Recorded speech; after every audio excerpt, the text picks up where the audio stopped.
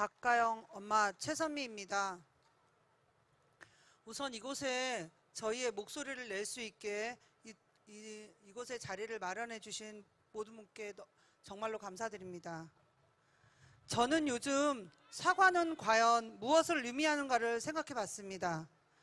도대체 왜 잘못한 것들은 사과를 하지 않는 것인지, 오히려 똥낀 놈이 썩는다고 적반하장인지 생각 끝에 사과의 의미를 알려줘야겠다는 생각이 들었습니다.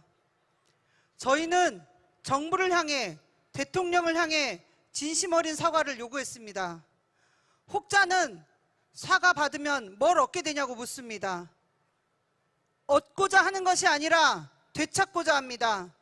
진심 어린 사과는 참사를 예방하지 못한 무능한 정부로부터, 고인에 대한 악랄하고 저급한 수습 과정으로부터 나의 아이의 존엄과 명예와 산산이 조각나버린 나와 유가족들의 가정을 되찾고자 하는 것입니다. 그래야만 비로소 원점이고 거기서 시작입니다. 그런데 사과는 엉뚱한 곳에서 이루어지고 있습니다.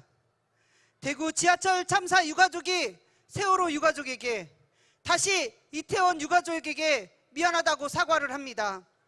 그때 제대로 진상규명과 책임자 처벌과 재발 방지 대책을 세웠더라면 또다시 참사를 겪지 않았을 거라며 미안하다고 합니다. 이게 무슨 챌린지도 아니고 우리는 벌써부터 누군가에게 미안해지려고 합니다. 왜냐하면 참사가 난 지 6개월이 지난 지금까지 제대로 된 재발 방지 대책 단 한 건도 마련되지 않고 있기 때문입니다. 정부는 진상규명이 되면 하겠답니다. 그럼 참사 원인 조사부터 해야 되는 거 아닙니까?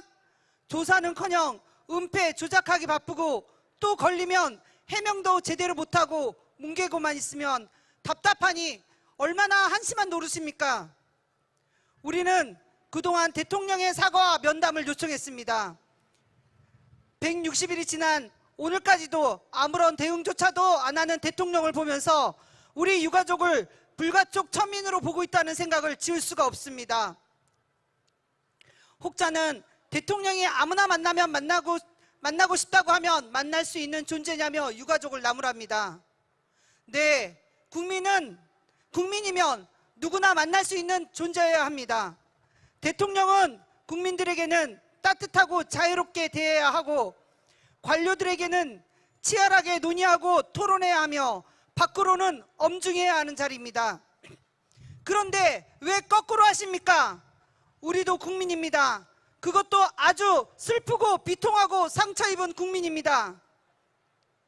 왜 당신이 말하는 자유와 공정은 우리에게 적용되지 않습니까? 민주주의의 자유와 공정은 권력이 있는 자에게는 좀 더 엄격하게, 약자에게는 사각지대가 없이 촘촘하게 적용되어야 합니다. 이번에 특별법이 만들어지지 않으면 국민 여러분들이 그 사각지대가 될 수 있습니다. 여러분이 그 사각지대가 되면 어떤 일이 벌어지냐면, 우리들처럼 자식들을 장례식장에서 만나야 하는 엄청나고 무서운 일이 벌어집니다.